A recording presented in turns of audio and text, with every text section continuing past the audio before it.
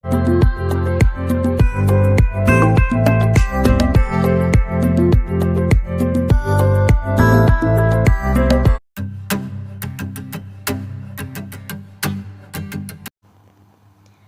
Assalamualaikum warahmatullahi wabarakatuh. Okay, anak-anak tahun 3, cikgu harap semua sihat. Okay, semua tengah makan kuih raya ke tu?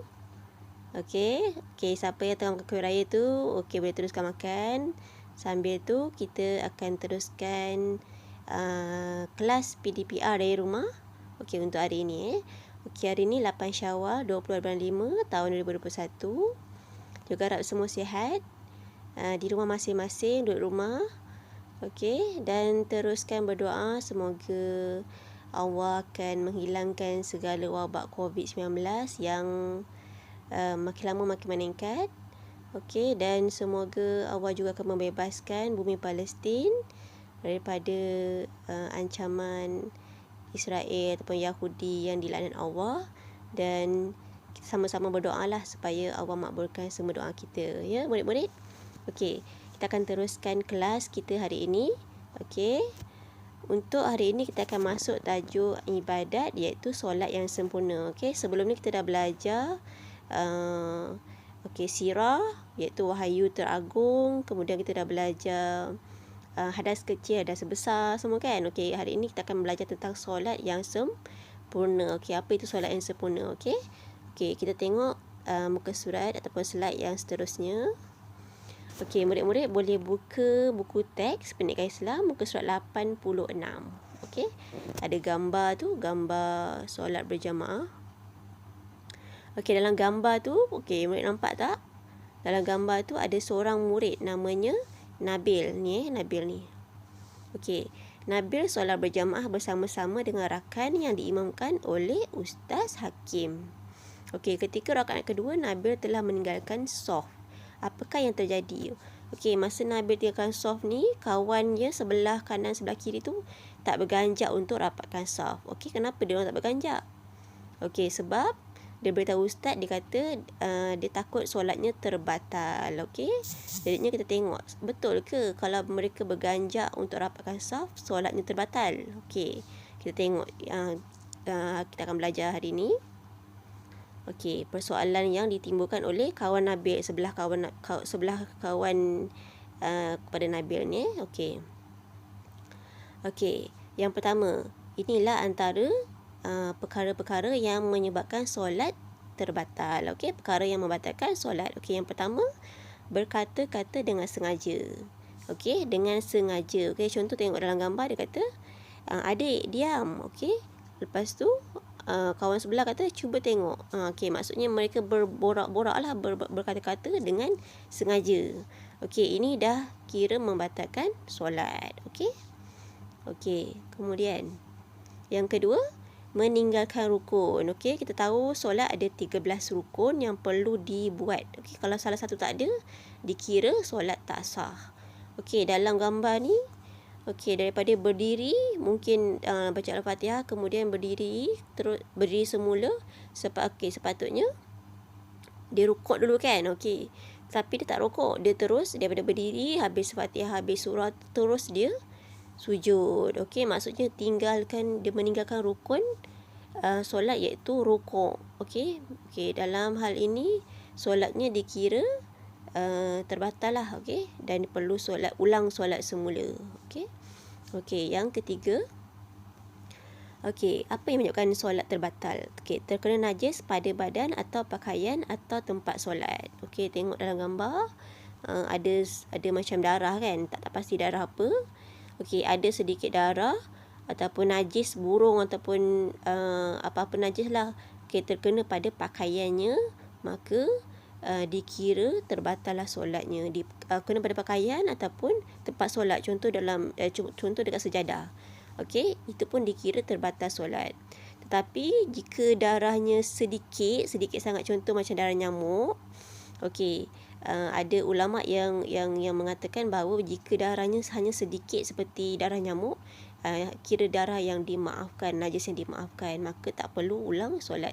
Tapi dalam hal ini, apabila pakaian ataupun tempat solat terkena najis yang yang nampak lah, yang nampak yang banyak, okey, yang nampak di pandangan mata.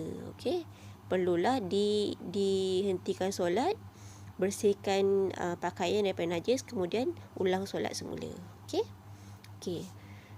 Okey, yang keempat, okey, gambar hilang pula. Okey, gambar tadi adalah gambar di mana terbuka aurat dengan sengaja. Contohnya biasanya perempuan lah kan. Okey, perempuan biasanya pakai telekung dan contoh kalau kita solat kat masjid, biasa masjid ada kipas besar tu kan, ataupun kipas, okey, kipas yang kuat lah. Okey, dan biasanya telekung ni kain dia bawahnya berlubang kan. Okey, jadi bila terkena kipas ataupun dalam kedudukan yang tak selesa, yang sempit, kebiasaannya akan nampak kaki kan, bila kita akan bangun semula untuk naik membaca Al-Fatihah, ataupun bila kita tengah duduk tahiyat, ataupun duduk atas duduk sujud, ataupun duduk tasyahud lah. Okey, akan nampak kaki. Okey, dalam hal ini bila kita rasa ataupun rasa sejuk ataupun rasa angin telah membuka aurat kita, iaitu kaki, okey, kita perlu terus tutup aurat tu dengan telekung lah terus. Okey, jangan sengaja dibuka, kerana jika sengaja didedahkan maka solat dikira tidak sah, terbatal. Okey. Okey. Kemudian yang kelima, makan atau minum. Okey, ni contoh dalam gambar ni, kemungkinan besar lah dia baru lepas makan gula-gula dan sisa gula-gula tu masih lekat dalam mulut dan dia masih mengunyah. Okey, makanan tersebut pun dikira batal. Okey, sebab tu disunatkan sebelum solat kita bersiwak ataupun memberus gigi kan. Okey, untuk membersihkan mulut daripada sebarang sisa makanan. Okey. Okey. Seterusnya yang keenam, okey, ketawa sehingga terkeluar suara. Okey, tengok tu dia ketawa ha ha ha ha kan. Okey, ini dah dikira macam sengaja lah kan, sebab ketawa sehingga terkeluar suara. Tetapi jika kita senyum dalam solat, itu masih dikira solat kita sah, tidak terbatal kerana tidak mengeluarkan suara. Okey. Okey.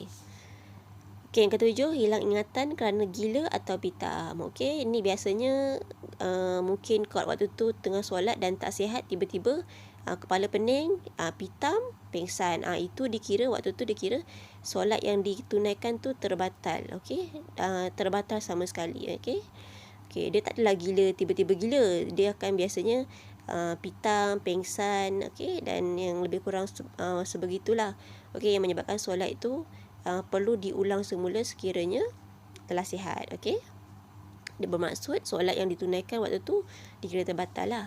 Okey, yang ke-8, berpaling dada dari arah kiblat. Okey, dalam gambar ni contoh ada perkara lain yang menyebabkan jemaah ataupun kita tengah solat ni menarik perhatian terhadap sesuatu perkara yang berlaku, maka bila dipalingkan dada dari arah kiblat dah terus dikira terbatal solat dan solat perlu diulang semula. Okey. Okey, yang ke-9, berubah niat atau ubah waktu atau jenis solat. Okey, contoh dalam gambar tu dia kata Zuhur ke Asar ni, aku solat Zuhur ke Asar ni, macam dia confuse kan, dia tak pasti, dia berniat sama ada Zuhur atau Asar ataupun berapa rakaat, dia confuse. Okey, dia berubah niat. Jadinya bila berubah macam tu, seeloknya solat terbatal dan seeloknya diulang semula. Okey, supaya solat dapat dilaksanakan dengan sempurna, dengan lebih yakin. Okey. Okey, kemudian yang ke-10, berhadas, tak kira hadas besar atau hadas kecil. Okey, contoh dalam gambar ni dia mengeluarkan angin lah, dia terkentut lah, maksudnya hadas kecil. Okey, bila berlaku macam ni, terus dia perlu keluar daripada solat dia, maksudnya dia solat terbatal dan dia perlu berwuduk dan ulang semula solat. Okey. Okey, seterusnya yang akhir sekali, murtad. Okey, murtad ini bermaksud keluar daripada agama Islam. Okey, na'udzubillah min zalik. Okey, bila keluar daripada agama Islam secara automatik, maka terbatallah solat yang dilakukan. Okey, terkeluar daripada agama Islam. Okey, kita berdoalah supaya kita hidup dan kita akhiri hidup kita dengan agama ataupun hidup dalam ajaran agama Islam yang sebenar. Okey, agama yang benar, agama yang satu, iaitu Islam. Okey. Okey, cikgu rasa itu saja untuk hari ini. Okey, nanti mudah-mudahan akan ulang semula dalam buku teks. Okey, baca semula, ulang balik dan fahamkan semula apa perkara-perkara yang membatalkan solat. Okey. Okey, maksudnya yang tadi yang kita tengok tadi, perkara awal tadi yang berlaku, bermaksud jika kawan Nabil dia berganjak sedikit untuk merapatkan saf, maka solatnya tidak batal kerana tidak lebih pergerakan 3 kali. Okey. Okey, cikgu rasa sampai sini saja pelajaran kita untuk hari ini. Kita jumpa lagi untuk PTPR akan datang.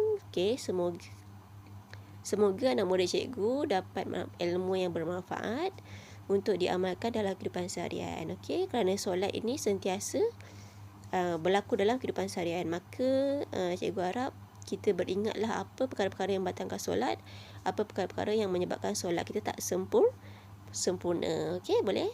Okey, insya-Allah kita jumpa lagi. Sekian. Assalamualaikum warahmatullahi wabarakatuh.